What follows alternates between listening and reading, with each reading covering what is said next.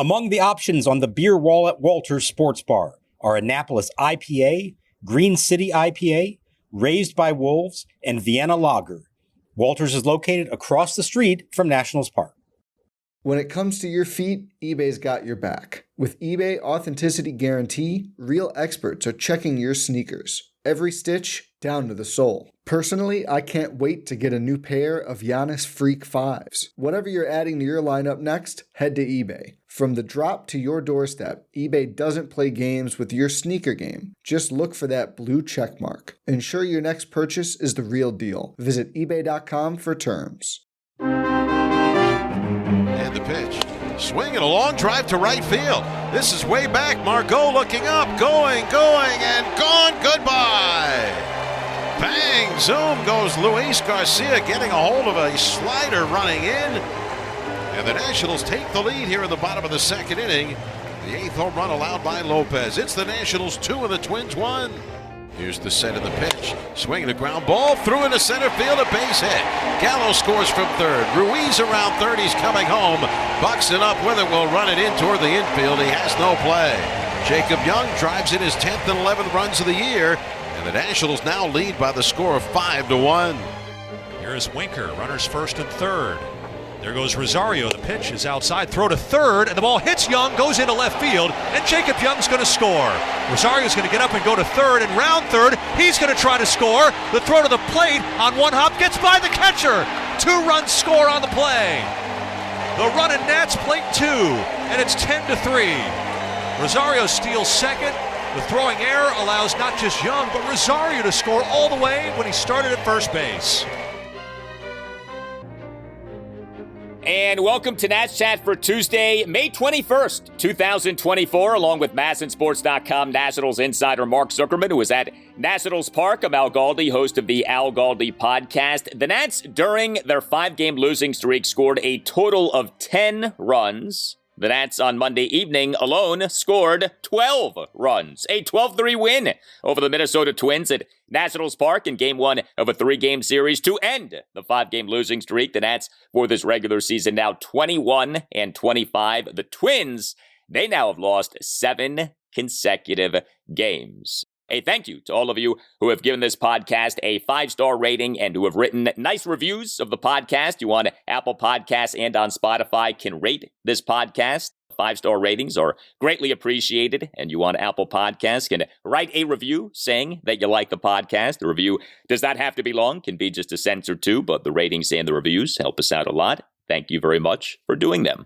So the Nats offense, it had been rather bad lately, but the Nats offense on Monday evening was terrific. 12 runs, 14 hits, which were made up of 2 home runs, 3 doubles, and 9 singles, 2 walks, 5 for 8 with runners in scoring position. Mark, that was more like it. The best thing, as you just outlined it there, Al, is they did it in every different way. They hit for power.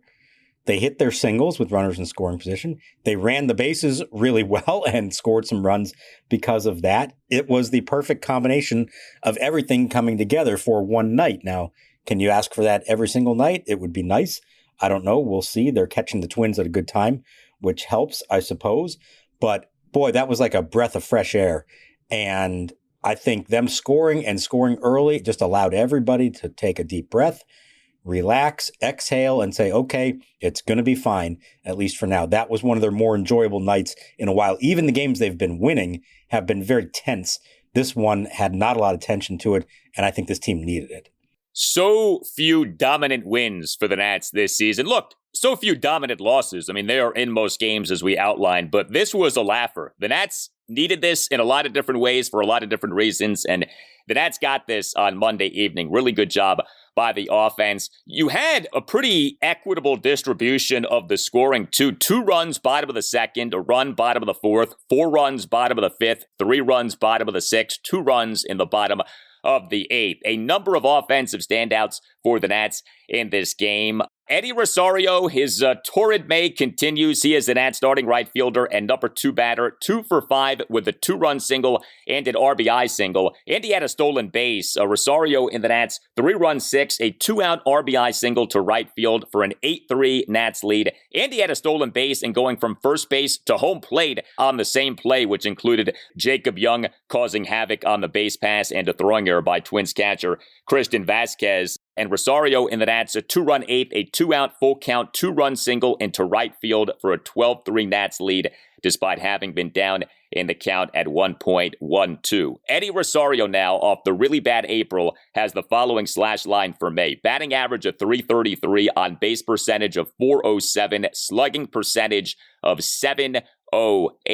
The standard by which all Nationals position player months are judged on this podcast in terms of months that have been had during the life of this podcast is Kyle Schwarber's June 2021. Eddie Rosario's May 2024 is not Schwarber's June 2021, but this is a heck of a month that Rosario is piecing together.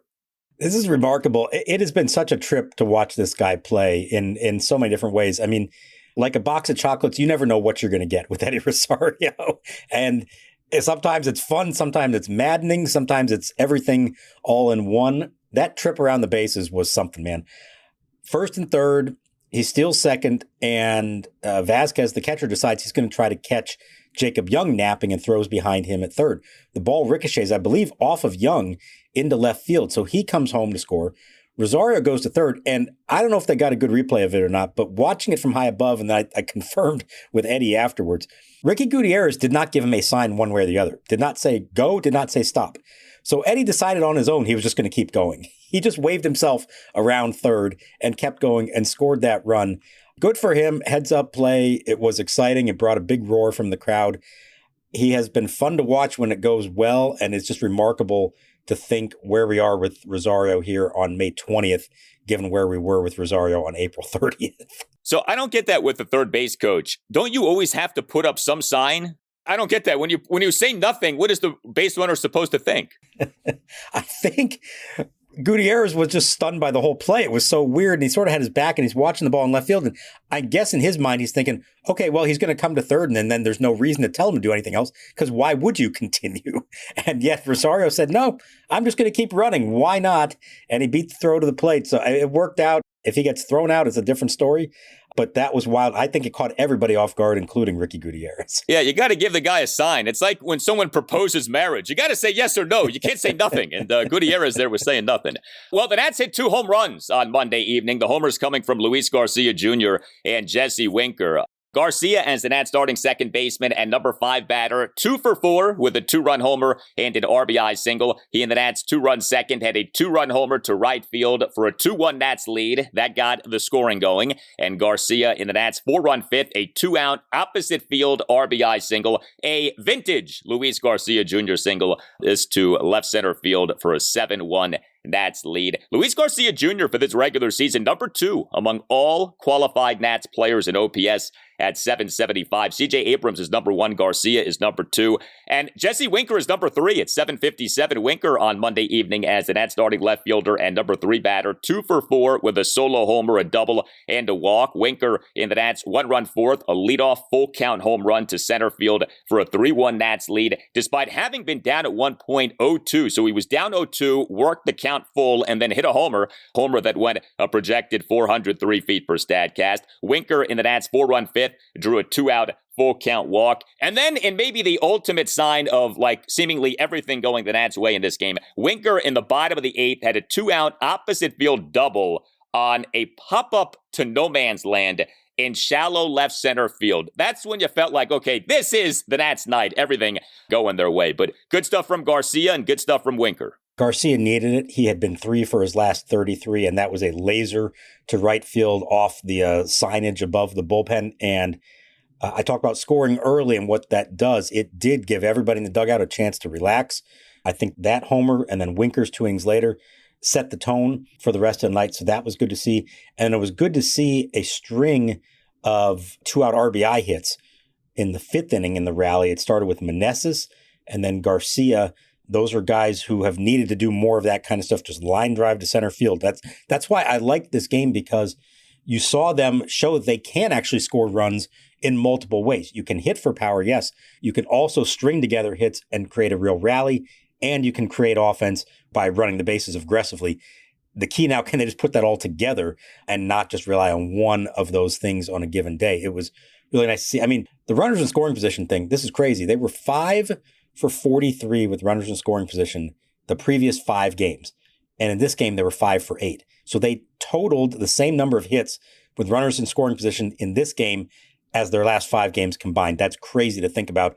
But, it makes such a difference when you just come through at the right moments. And it shows you how fluky and random that stat is. Like, it makes no sense that you'd go 5 for 43 over a 5-game stretch and then 5 for 8 in game number 6 in a 6-game stretch. And yet that's exactly what the Nats did. You had a lot of guys contributing in this game. Each of the Nats starting 9 players got at least a hit in this game, with the exception of Nick Senzel. 6 of the Nats starting 9 players in the lineup had 2 hits in this game, including Keibert Ruiz. Are we seeing signs of life from Keibert Ruiz? He actually was halfway decent over the weekend in the 3-game sweep at the Major League leading Phillies. And Keibert on Monday evening dropped down to the number 8 spot in the Nats lineup, but he has the Nats starting catcher and number 8 batter 2 for 4 with a double and a single. He and the Nats 4-run 5th had a first pitch double to right field, and he and the Nats 3-run 6th had a 1-out single to left field on an 0-2 pitch. Maybe, just maybe, Keibert Ruiz is finally getting going here.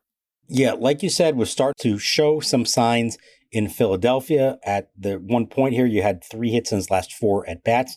That was good. He had a couple of loud outs over the weekend, too, I think.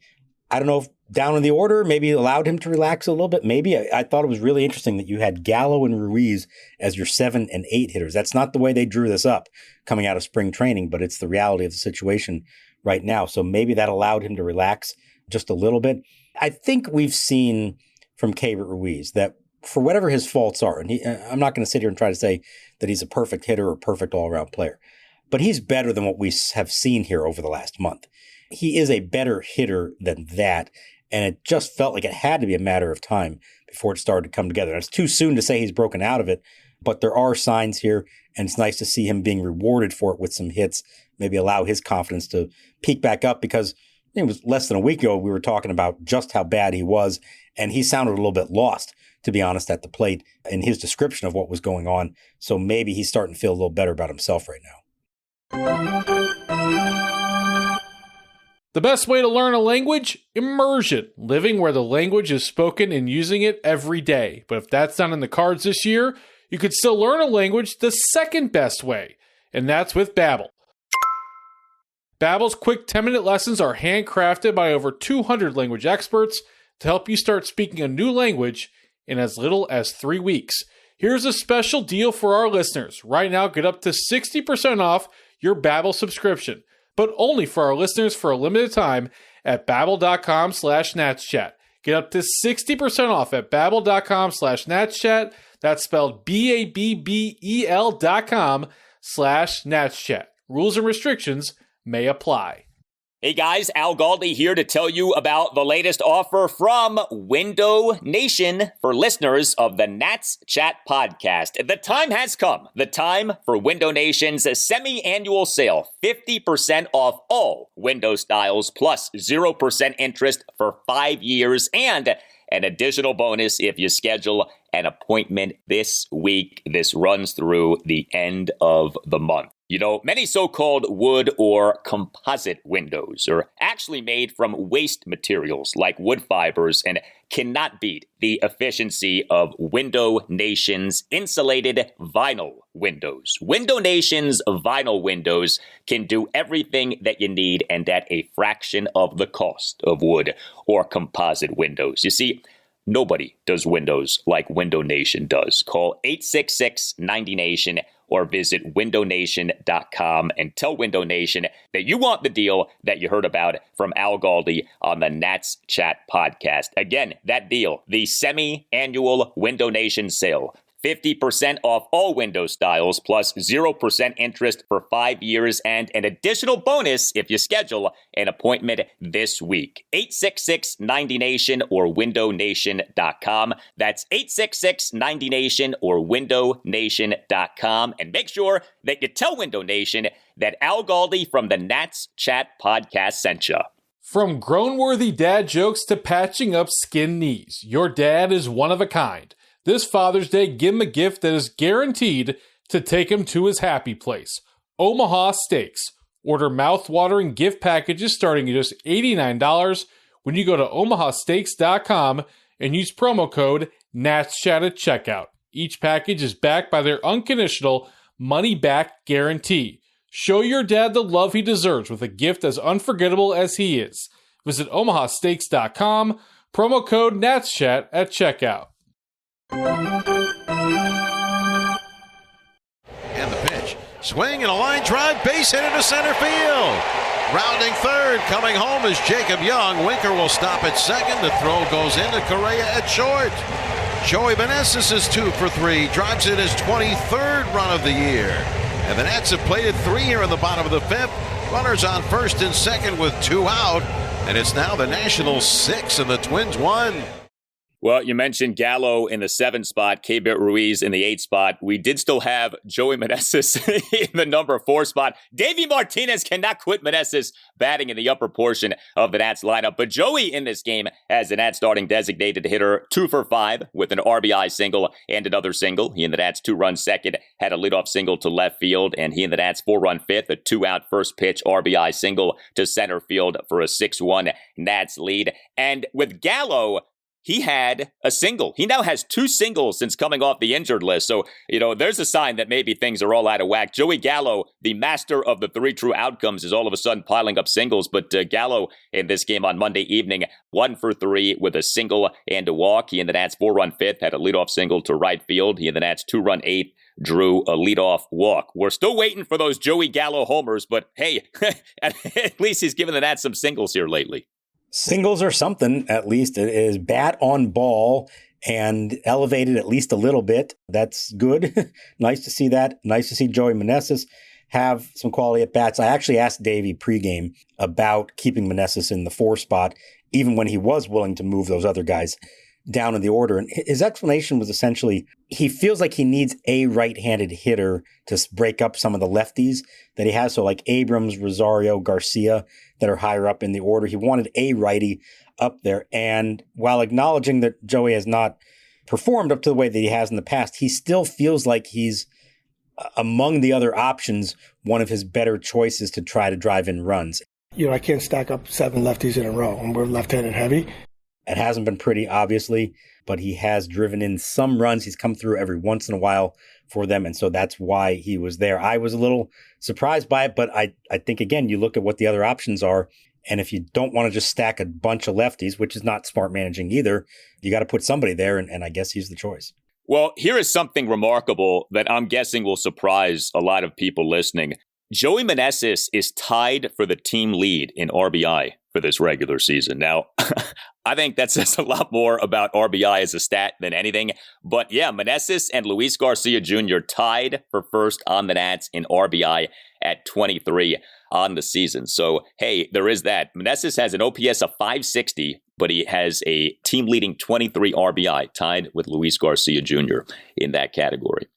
Well, the Nats starting pitcher for this 12-3 win over the Twins on Monday evening was Mitchell Parker. Now, he allowed 3 runs in 6 innings, but of course that does go down as a quality start. But there was a lot more to his outing than just that final line. First of all, he had 7 strikeouts versus 1 walk. Keep this in mind about Mitchell Parker. When he was brought up to the majors, a bugaboo for him in the minors had been the walk.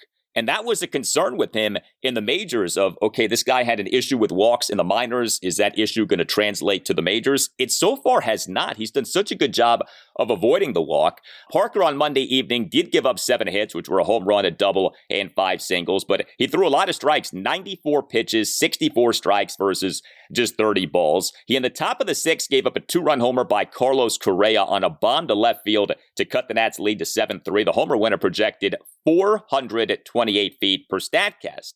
Parker then after the homer in that inning, gave up 2 singles. But Davey Martinez stuck with Parker in the game, and Parker came through. He ended that 6th inning with a 5-pitch swinging strikeout of Kyle Farmer. It was on April 15th that the Nats announced having recalled Parker from AAA Rochester. He has been in the Nats rotation ever since, and he has been good. 7 starts, ERA of 3.32, whip of 116, 32 strikeouts versus 8 walks. And we saw Davey push Parker a bit on Monday evening, and we saw Parker respond to being pushed. I thought that was the most fascinating part of the whole evening from a pitching standpoint. I think previous starts, you may not have seen that. David willing to let a young guy sort of find out, hey, can you get yourself out of this jam? Now, they had a comfortable lead, so that helps. It's not a 1 or 2 run lead where you're nervous that one bad pitch could change the whole game. You had Derek Law warming in the bullpen, and as we've discussed, Law, when it comes to stranding inherited runners, has been awful, been their worst pitcher at that, even though he's been good in the bigger picture overall. But I think what Davey has now seen in 7 starts from Mitchell Parker is that he does have poise beyond his years, beyond his experience level. And he wanted to see, okay, we've got a 4-run lead here. Let's see how the kid handles the moment. He handled it really well with a strikeout of Kyle Farmer to end the inning. These are big moments for young pitchers. You need to have them. I know you got to pick your spots and you are trying to win games, so you can't just go for broke every time. But I thought that was really impressive in his 7th big league start that he's shown the manager enough to give him that opportunity. And then when you come through with that, it means he's more likely to give him chances again down the road. So good on Mitchell Parker for doing that. He wasn't the story of this game, but I think that sequence there in the 6th is big in the long-term arc of what Mitchell Parker's trying to do up here. Yeah, I mean, I think bigger picture, Parker might be the most important thing from this game. That the Nats may have something in him is so encouraging. And, when you look at Nats starting pitchers who are doing well, like that Mackenzie Gore is doing well isn't surprising. Even that Jake Irvin is doing well isn't surprising. Even Trevor Williams last season, early in the season, was decent. He actually has a halfway decent track record. That he's doing this well is surprising, but that he's doing well isn't shocking. This Mitchell Parker thing is, if not the biggest, most pleasant surprise of this Nats season, it's got to be up there. Here's a guy, age 24 season, 5th round pick in the 2020 MLB draft, not a prize prospect, wasn't really on most people's radars when it came to the Nats this season in terms of pitching call-ups, and yet he gets summoned in mid-April, and he has been really good. He has been reliable, and now he's like a part of this rotation. I mean, at this point, I don't think anyone is anticipating him being removed from the rotation or anything like that. I think it says so many good things about him, about the job that the Nats are doing with him. And if they have found something in him, that is such a good development in this rebuild. Yeah, if he keeps this up, they can't pull him from the rotation. I don't care who's available to replace him. He's earned the right to stay in there. And it's so fascinating to think back. They talked about him in spring training, and this was somebody that they expected to call up somewhere along the way.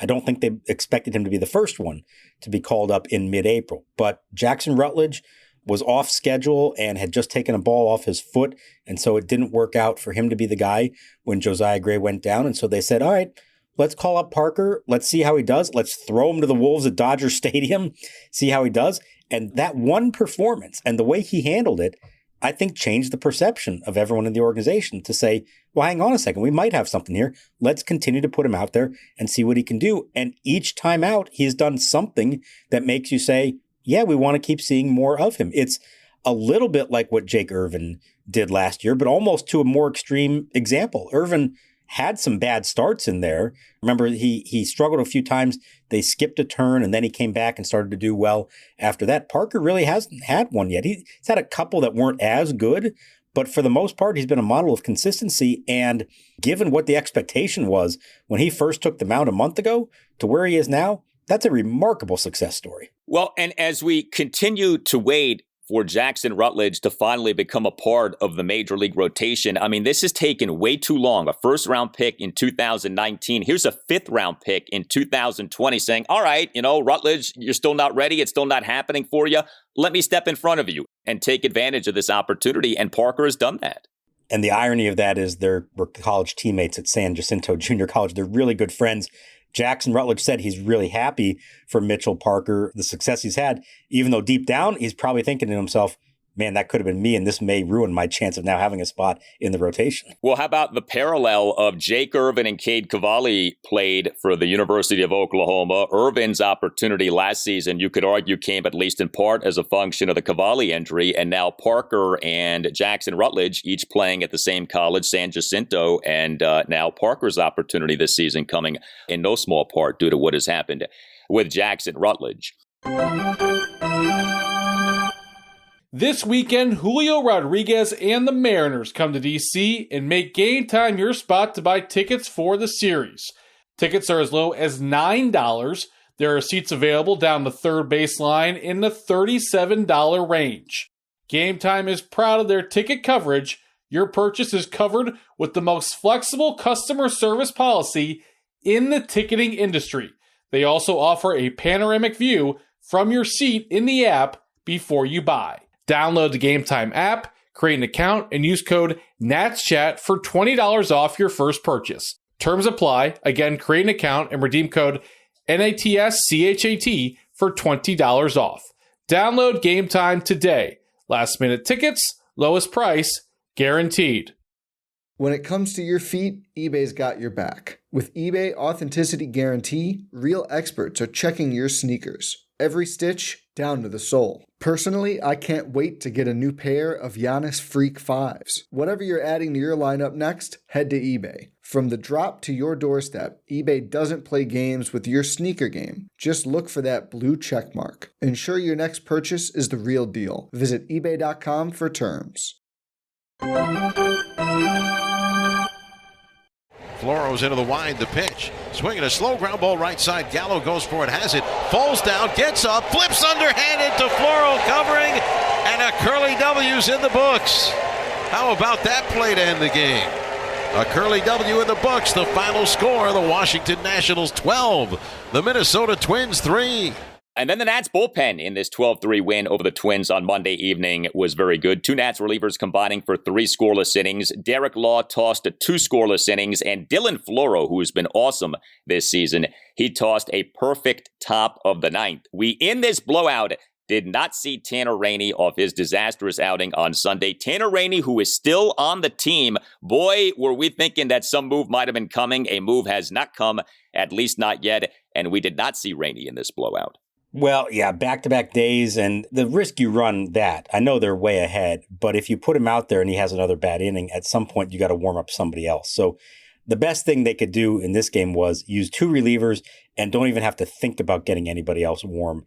Sure, it would be nice to use him in a blowout, but I think still a little shell shock maybe from Sunday. But I'll admit, I drove to the ballpark earlier in the afternoon, and I was waiting to hear my phone beep with the roster move, whether it was that one, whether it was an offensive roster move. I figured something would be going on before the first game of the homestand, and nothing did happen. The lineup came out. It was the same. The bullpen was the same. Doesn't mean that won't continue to be the way for a while. Maybe there will be a move here made at some point, but nothing happened on Monday, and look, they went and had a great game. So I guess don't complain about it, right? No. We'll see what happens. But again, it does raise that bigger picture issue of, in a 12-3 win, if you're not going to use Tanner Rainey, when exactly are you going to use him? But Dylan Floro for this regular season, 22 games, 23 2/3 innings. He has an ERA of 0.38. He has a whip of 1.01. Kyle Finnegan and Hunter Harvey are the top 2 relievers in this Nats bullpen. Safe to say that Floro's number 3? Yeah, he has worked his way into that position, probably jumping ahead of Jordan Weems, who had that, I think, for a little while, ahead of Derek Law, who was a potential there. I mean, Rainey, probably at some point you thought maybe he'd be in that mix, and obviously he's not. This is why they signed these guys, knowing that most of them had some kind of track record of success in late innings in the big leagues. With Matt Barnes, it didn't work out, but with Dylan Floro, it's been a fantastic development for them. And here's a guy who, he was in Minnesota last year, did not pitch well, and was kind of upset about that. And so I'm sure for him to come out and close up a blowout win against that team who had to see a sub-1 ERA next to his name, that had to feel pretty good for Floro. And, we've talked in the past about how the bullpen has been the Achilles heel for Mike Rizzo, and he's had such a hard time in these off seasons of putting together good bullpens. At least as things stand right now, this bullpen that he has assembled, and assembling that includes multiple moves made in the off season, looks pretty good. So it does look like this is maybe, just maybe, a season off and off season in which Rizzo did do a good job in piecing together a bullpen. And I want to give him credit for that, because in the past, we have not been able to say that. This is the first time it feels like in a long time that we could say, hey, the Nats made some shrewd moves this past offseason to piece together a bullpen that at least so far has been good. Well, and it was all about building depth, because that gives you some leeway. If somebody doesn't work out, you have enough else to make up for it. And that's what's happened here. Rainey, as we know, has been a disaster so far, and yet the other 7 have all done really well, and so that overshadows it, and it doesn't become an issue. Think about early in 2019 when they're counting on Trevor Rosenthal and Kyle Bearclaw to set up Sean Doolittle. When they both flame out, they had nobody else to step up into those roles. They were scrambling, and it cost them for much of the first half of that season.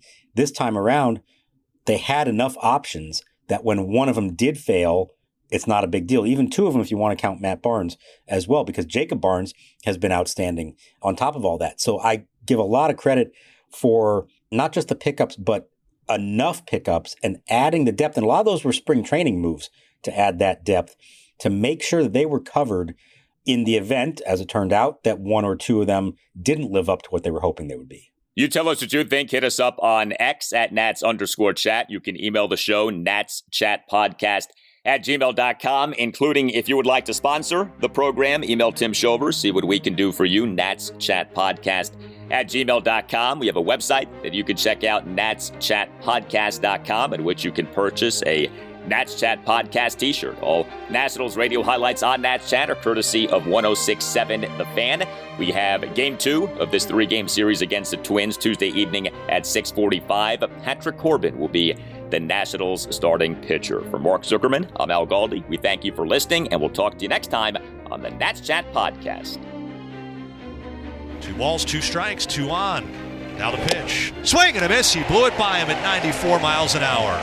Parker given the chance to finish 6, and he finishes 6.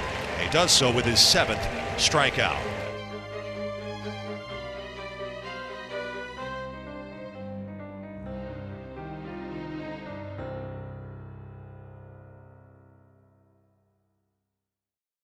Primary Election Day is Tuesday, June 4th. Now is the time to make a plan. Whether you plan to vote absentee by mail, in person at your county auditor's office before Election Day, or at your polling place on June 4th, it's important you take steps now to make your plan at voterready.iowa.gov. Remember, Election Day is Tuesday, June 4th. Find more info at voterready.iowa.gov. This message is presented by the Iowa Secretary of State.